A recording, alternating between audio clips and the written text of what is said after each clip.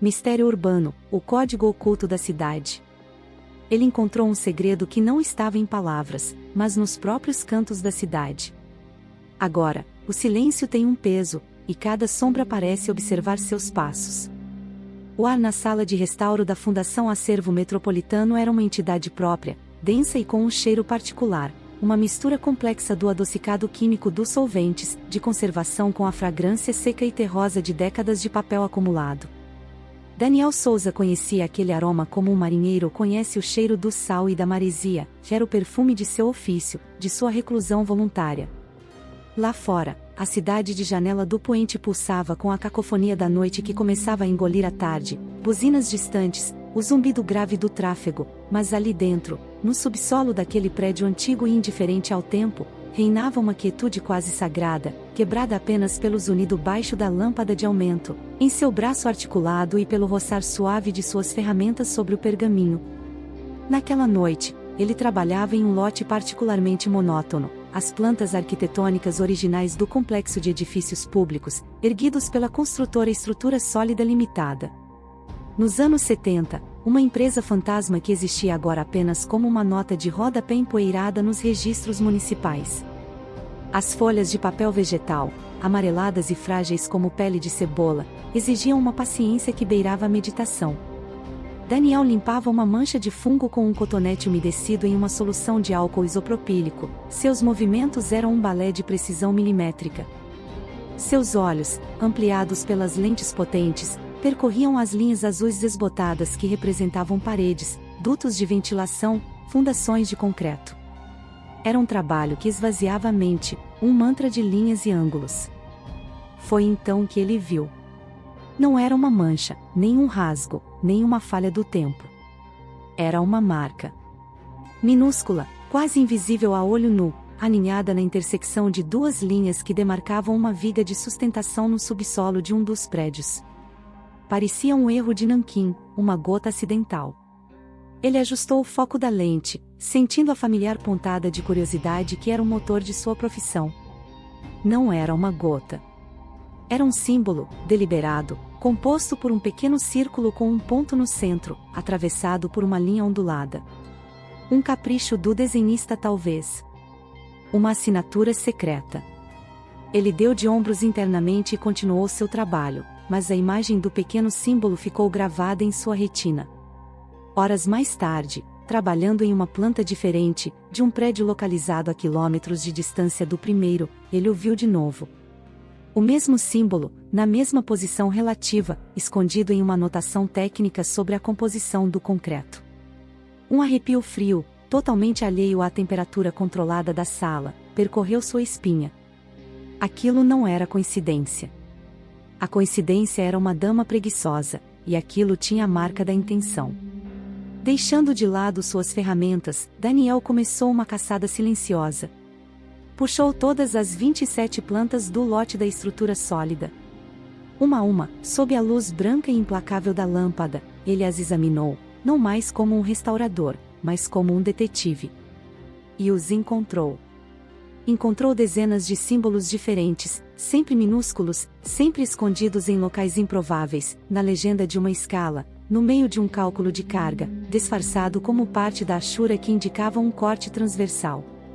Eram padrões geométricos, pequenas runas modernas que não pertenciam a nenhuma linguagem que ele conhecesse. Ele pegou uma folha de papel manteiga e com um lápis de grafite macio, começou a copiar, seu coração batendo um ritmo surdo e pesado contra suas costelas. O tique em seu polegar acelerou. O que era aquilo? Um código? Uma mensagem? Deixada por quem e para quem? A construtora estava extinta há 40 anos. Os arquitetos e engenheiros provavelmente já estavam mortos. Ele sentia como se tivesse tropeçado em um sussurro petrificado, uma conversa secreta que o tempo tinha esquecido de apagar. Ele alinhou as plantas na grande mesa de luz, a superfície branca e leitosa iluminando os desenhos por baixo. E então uma nova camada da realidade se revelou.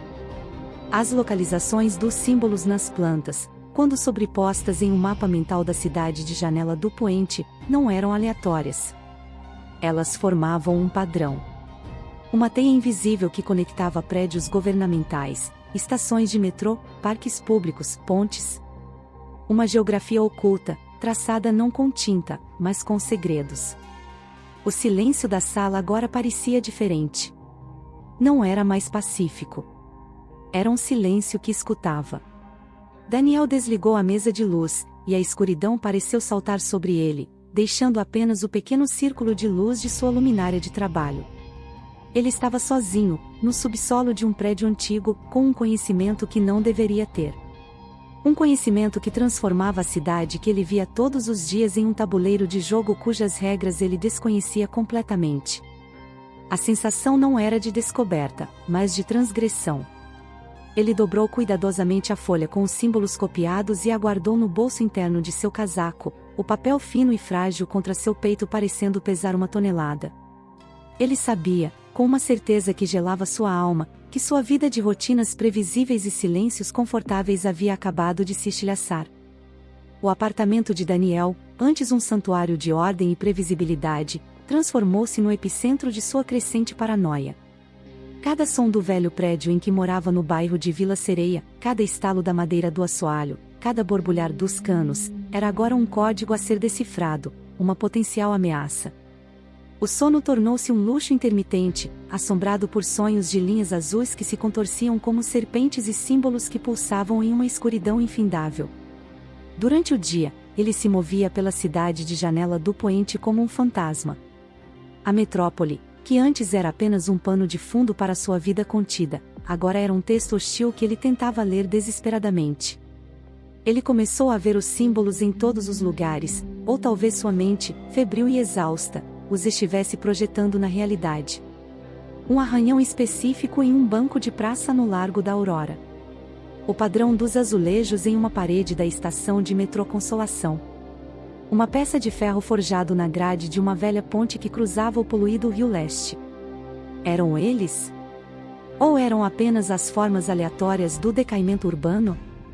Ele não sabia mais distinguir. A dúvida era um ácido que corroía sua sanidade. Ele carregava as cópias das plantas consigo, os papéis dobrados e redobrados em seu bolso, uma presença constante e enervante.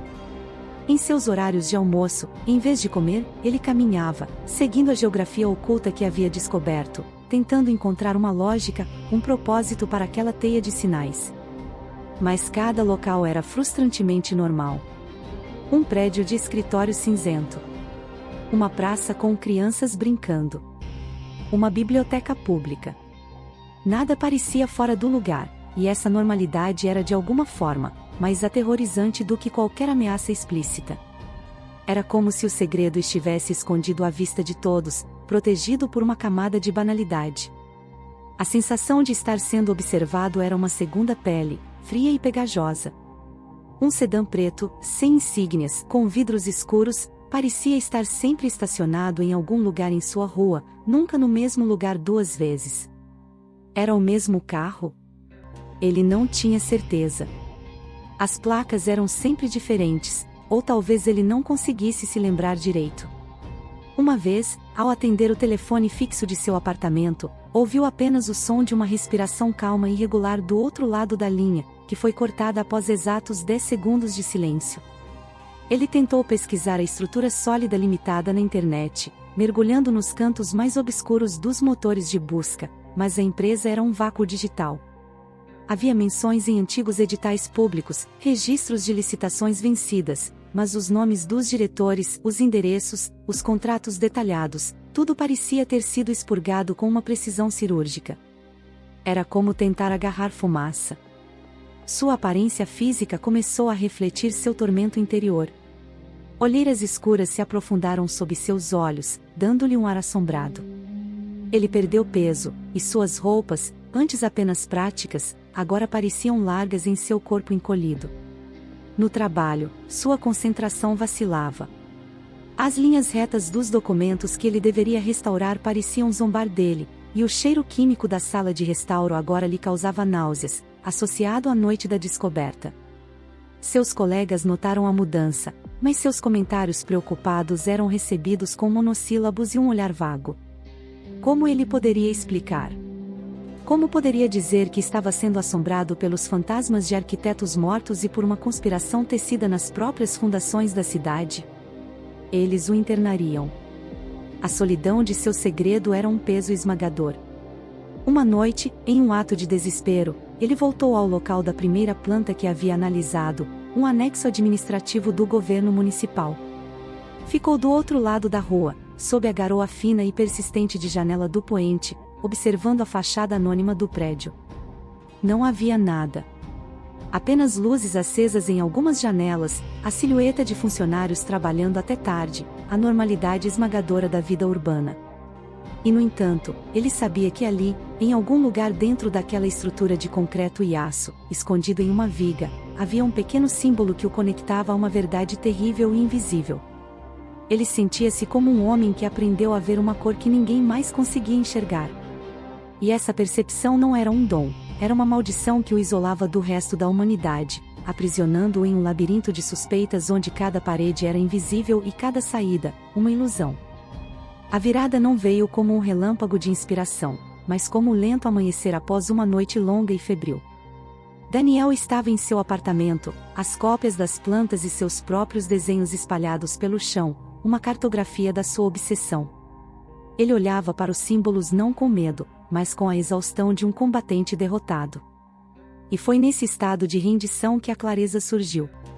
Ele estava procurando por uma conspiração, por uma intenção malévola, por uma organização sombria que o caçava nas sombras. Ele estava lendo os símbolos como uma ameaça. E se ele estivesse lendo a linguagem errada? E se não fosse uma ameaça, mas um aviso? A ideia era tão simples que o deixou sem ar. Ele se lembrou de seu próprio ofício, das marcas d'água nos papéis antigos, das assinaturas escondidas dos artesãos, mensagens destinadas apenas a outros conhecedores.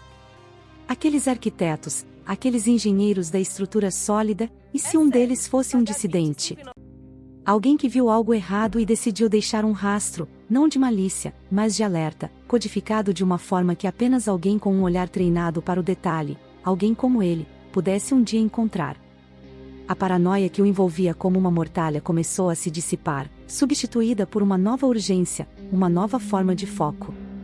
O sedã preto, o telefonema silencioso, talvez fossem apenas coincidências, ruídos aleatórios da vida na cidade grande, amplificados por sua mente aterrorizada. Ele precisava da peça final, da chave para decifrar a mensagem. A teia de locais não apontava para esconderijos ou pontos de encontro de uma cabala, mas talvez para as próprias obras onde a falha, a corrupção, o erro estava embutido. A estrutura sólida limitada. Não era uma empresa de fachada para uma sociedade secreta, era apenas uma construtora. Talvez uma construtora desonesta. A busca o levou para longe da fundação e dos becos escuros, e o guiou para o arquivo público municipal, um lugar que ele havia negligenciado por ser óbvio demais.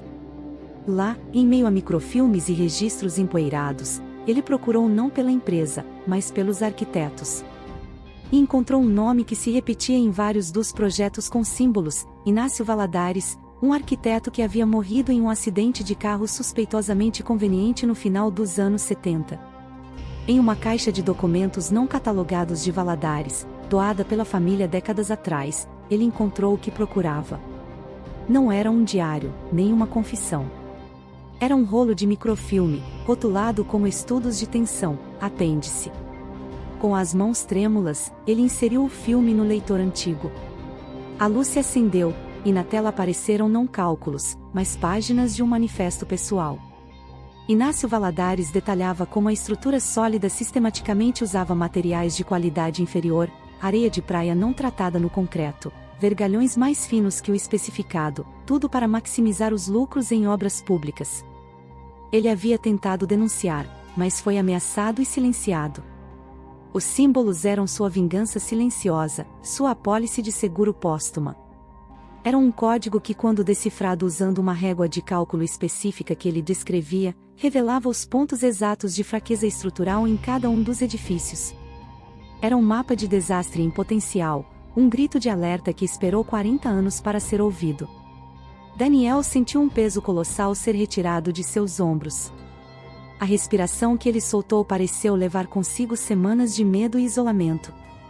Não havia ninguém o caçando. A única coisa que o assombrava era o fantasma de um homem honesto. Ele passou o resto do dia digitalizando o microfilme. Não procurou a imprensa nem a polícia. Sabia que uma história como aquela seria enterrada em burocracia ou sensacionalismo. Em vez disso, de forma anônima, ele enviou o dossiê completo para o e-mail do Conselho Regional de Engenharia e para um grupo de ativistas urbanos conhecidos por sua integridade. Seu trabalho estava feito. Na manhã seguinte, Daniel caminhou pela ponte que cruzava o Rio Leste, a mesma que antes lhe parecia sinistra. O sol da manhã dourava as estruturas de metal, e o barulho do trânsito era apenas o som de uma cidade viva. Ele olhou para a arquitetura de janela do poente não mais com medo, mas com uma compreensão profunda e uma ponta de tristeza pelo segredo que ela guardava. Ele estava livre. Naquele mesmo dia, pediu demissão da fundação. O silêncio do subsolo não era mais um refúgio, mas uma lembrança de sua prisão. Ele decidiu que usaria seu talento não para preservar o passado empoeirado, mas talvez para ensinar outros a ver, a ler as linhas e os detalhes. Pela primeira vez em muito tempo, Daniel sorriu, um sorriso genuíno e leve. Ele não havia derrotado um monstro, mas havia escutado um sussurro e lhe dado voz. E ao fazê-lo, havia encontrado seu próprio caminho de volta para a luz.